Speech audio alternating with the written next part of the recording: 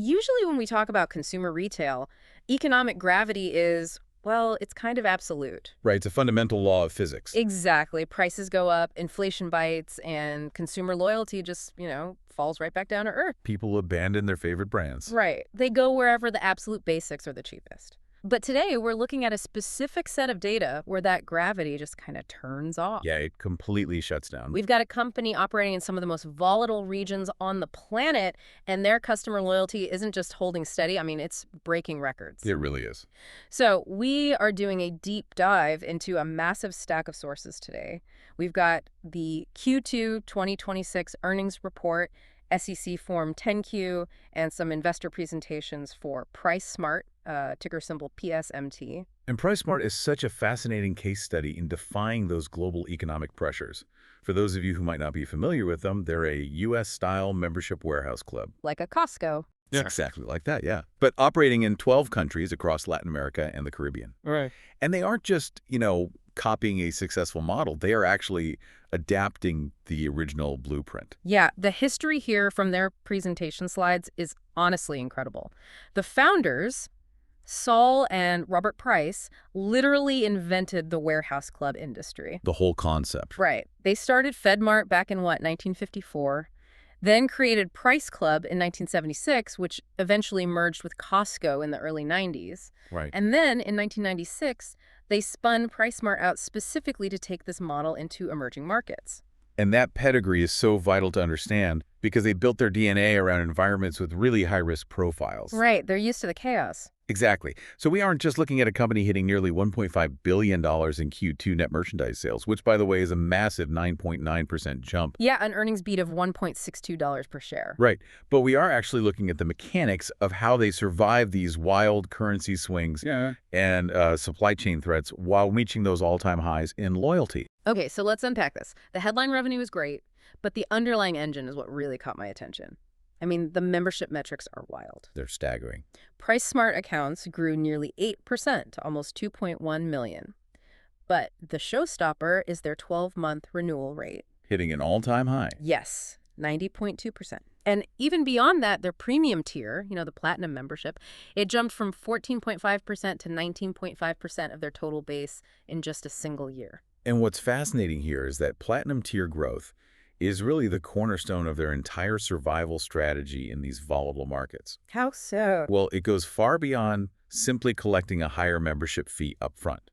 A premium membership with an annual cashback reward fundamentally alters consumer psychology. Oh, because it's not just a club card anymore. It transforms into, a financial incentive. Exactly. It actually reminds me of having elite frequent flyer status or being behind a VIP velvet rope. That's a great analogy. Right. Once you're in and you see that cash back accumulating on your app, you don't even want to look at another grocery store. You actively want to consolidate all your household spending, every box of cereal, every tank of gas at PriceSmart, just to maximize that end-of-year reward. Because you've locked in their loyalty by making it mathematically illogical for them to shop anywhere else. Right.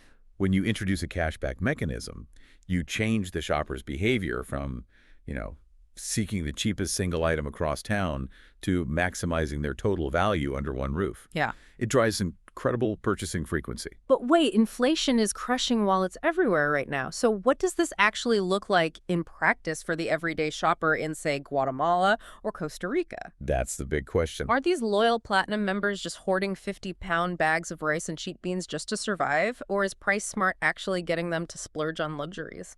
Well, it is a deliberate, highly calculated mix. If we look at the merchandise breakdown, food sales grew 9.2%. And within that category, fresh seafood, poultry, and meat were massive standouts.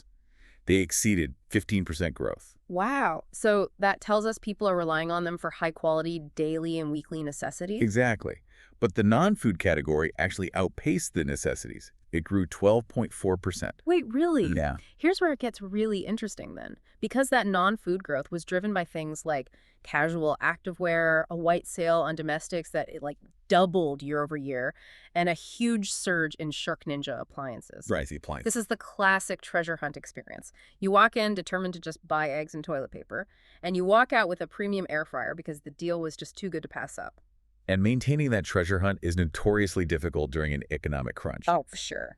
But PriceSmart pulls it off by balancing those brand name electronics with an incredibly aggressive private label strategy. Their in-house brand penetration just reached 26.6% of total sales. Which brings to mind this highly specific anecdote from CEO David Price on the earnings call. It perfectly illustrates how they use this private label to create value. The water in Colombia. Yes. He talked about their private label water program in Colombia.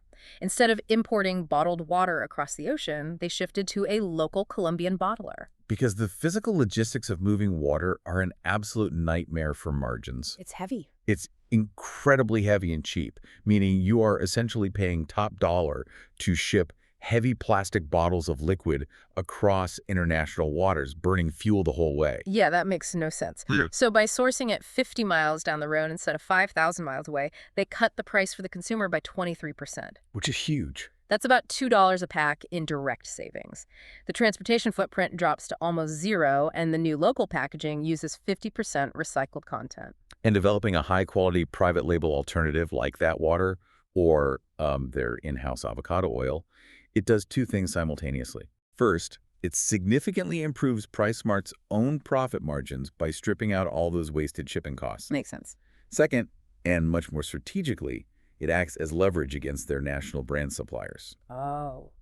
Because if a massive multinational soda or water company tries to hike their wholesale prices, PriceSmart doesn't have to just absorb the cost or pass it to the consumer. No. They can just point to their locally sourced Colombian water and say, no thanks, our members are perfectly happy buying our brand for $2 less. Exactly. It forces the national brands to keep their prices fiercely competitive just to stay on the warehouse shelves. That's brilliant. And when you combine those hyper-efficient necessities, like the cheaper water and the fresh meats, with the higher margin treasure hunt items like those Shark Ninja appliances, you get really robust financial health. Right. That specific merchandise mix is the mathematical reason they were able to expand their overall gross margins by 50 basis points. Which means they increased their profitability on goods sold by 0.5%, hitting a solid 16.1% margin this quarter. Yeah. But, it's easy to sell an air fryer at a great margin when it's already sitting on the shelf. The actual miracle here is getting that air fryer from a factory in China to a shelf in Costa Rica without international tariffs, shipping delays, and currency crashes eating your entire profit. Oh, the macro minefield they are navigating is immense. Operating across 13 distinct legal, political, and economic environments requires a deeply complex, incredibly resilient logistical network. Yeah, we saw a massive external pressure point hit them directly in the 10Q. Yeah. They took an $8.7 million net loss in other expenses. Primarily from currency issues. Right, almost entirely due to the sudden revaluation of the Costa Rican colon in February. One currency swings in one country, and an $8.7 million bite is instantly taken out of the balance sheet. And currency volatility is a constant, unavoidable reality in emerging markets. You simply cannot control the Costa Rican central bank. So what do? What you can control is how your physical goods move across borders to mitigate other geopolitical risks.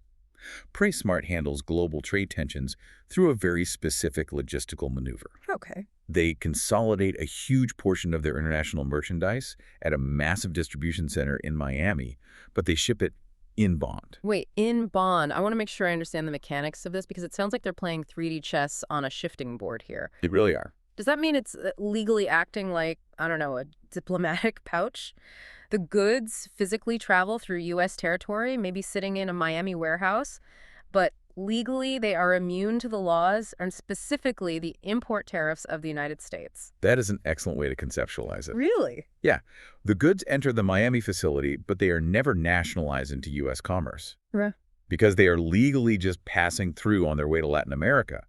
PriceSmart completely avoids paying any U.S. import tariffs on those billions of dollars of merchandise. Which the Supreme Court recently invalidated anyway, but still.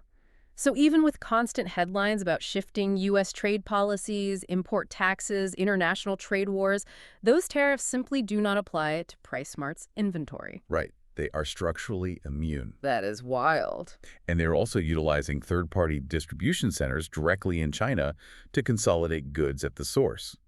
This packs shipping containers more efficiently and lowers ocean freight costs. Wow. Plus, they are actively monitoring fuel costs tied to geopolitical events, like the conflicts involving the Middle East and Iran, which directly dictate the cost of moving those containers across the ocean. So they treat all these highly charged political events strictly as like mathematical variables to be solved by the supply chain. We're not taking any political sides here, but from a business perspective, that's incredibly pragmatic. Absolutely. But speaking of massive economic variables, there is one driver in Central America that we haven't touched on. In the Q&A session of the earnings call, an analyst brought up remittances. Right, a huge topic. We hear constantly about immigration trends and the massive flow of money being sent back home from the U.S. to Latin America. Isn't a drop in remittances a massive threat to consumer spending in countries like El Salvador or Guatemala? If we connect this to the bigger picture, it is the first assumption many investors make. But CEO David Price was remarkably clear on this point. What did he say? He stated that PriceSmart has not seen any drop in consumption due to changes in remittance flows. How is that even possible when entire local economies run on that cash? Because of a natural protection built into their business model. Oh, the velvet rope. Exactly. The specific demographic of a PriceSmart member, someone who could afford to pay a $40 or $50 upfront membership fee and has the disposable income to buy groceries in massive bulk quantities, is generally the middle to upper middle class in those markets. Right. This demographic is simply less reliant on week-to-week remittance flows than the broader population. So their velvet rope naturally filters out the most economically vulnerable shoppers, insulating the company from those specific macro shocks. Yes. And furthermore, their ultimate protection is operational agility. They are currently rolling out high-tech supply chain platforms like RealX and E2Open. Oh, Aurelius is the AI forecasting tool, right? That's the one. So instead of a store manager guessing how many jars of peanut butter they might sell next month, the software analyzes historical data, local weather patterns, regional holidays, and predicts exactly how many pallets a specific club in Guatemala needs next Tuesday. Exactly, which prevents capital from being tied up in dead inventory just sitting in a back room. Right. And E2Open handles the global trade management. It tracks those shipping containers and customs documents in real time.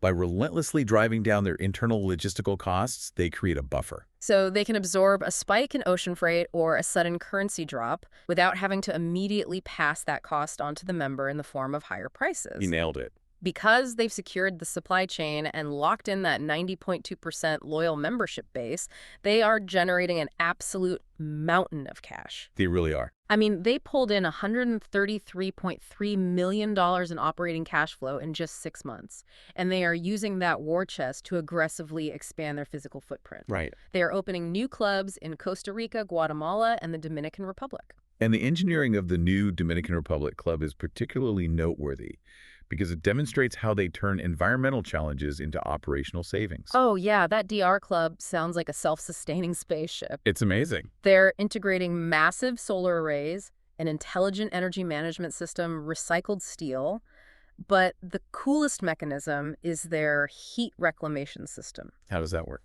So commercial refrigeration units generate massive amounts of waste heat. Normally, a grocery store just vents that heat out into the hot Caribbean air. Right, which seems like a waste. Exactly. So PriceSmart captures that waste heat and pipes it through the building to heat the water for the bakery and the cleanup crews. It completely eliminates the need for traditional water heaters. That is so smart.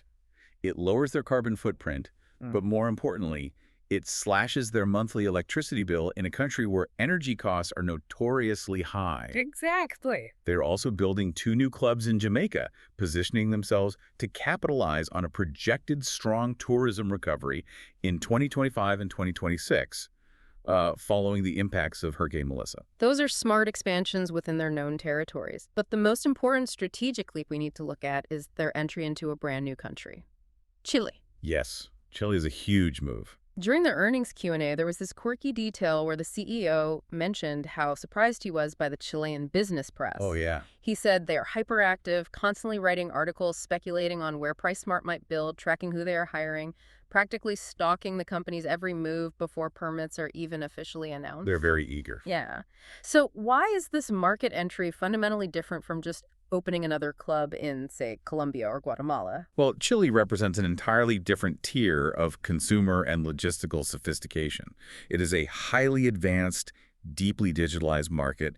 It boasts top-tier modern infrastructure. Meaning things like well-maintained toll roads and underground bypasses. Exactly. Which sounds mundane, but if your entire business model relies on moving heavy 18-wheelers full of bulk goods from a port to a warehouse, bad roads destroy your profit margins through vehicle wear and tear and delays. Right. Chile's infrastructure allows PriceSmart to operate with a level of U.S.-style efficiency they just can't always achieve elsewhere. Okay, that makes sense. Furthermore, Chile has the highest internet penetration in the region. Really? Oh, yeah. The Chilean consumer expects seamless integration between their mobile app, online ordering, and physical pickup.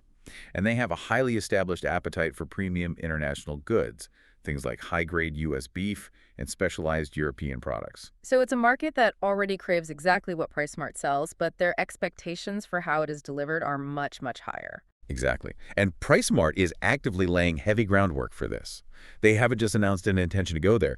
They have signed executory agreements, meaning they have legally locked in the real estate contracts for club sites. Wow, they're locked in. Yeah, they've hired a country general manager, set up a central office, and are actively building out the complex logistical backbone required to compete in such a demanding environment. Wow. So let's tie all these threads together. When we look at this stack of earnings reports and SEC filings, the legacy of Saul and Robert Price, dating all the way back to the 1950s, has culminated in a uniquely shock-resistant business model. It really is. PriceSmart wins because they combine an irresistible treasure hunt with ruthless, borderline obsessive supply chain efficiency.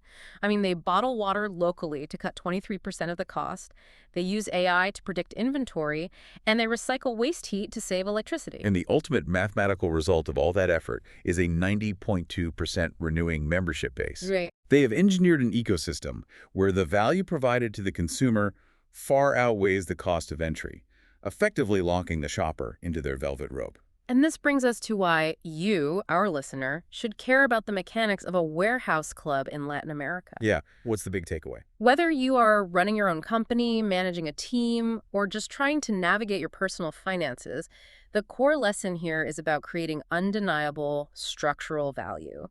When you build your own velvet rope of value, where the benefits of staying with you vastly outweigh the costs, you protect yourself against external chaos. Exactly. When your foundation is that strong and efficient, you can weather inflation, currency shocks, and global uncertainty. You build a fortress that defies economic gravity. It is a masterclass in operational resilience. Yeah. You don't try to predict the chaos, you build a system mathematically designed to absorb it. Wonderfully said. But I want to leave you with a final lingering thought to mull over based on all this material.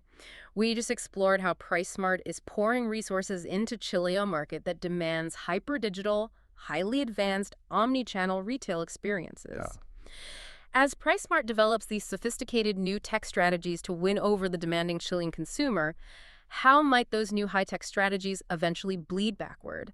Will the tech adaptations required to merely survive in Chile eventually force PriceSmart to completely revolutionize how they operate in their older, more traditional markets? That's the real question. Ah. Innovation forged in the most demanding environments rarely stays confined there. Watching how Chilean tech upgrades their legacy markets will be the real story over the next few fiscal years. It's going to be fascinating to watch unfold. Thank you so much for joining us on this deep dive into PriceSmart. We loved unpacking these sources, and we hope you walk away feeling informed, inspired, and maybe thinking a little differently about the hidden mechanics of consumer loyalty. Until next time.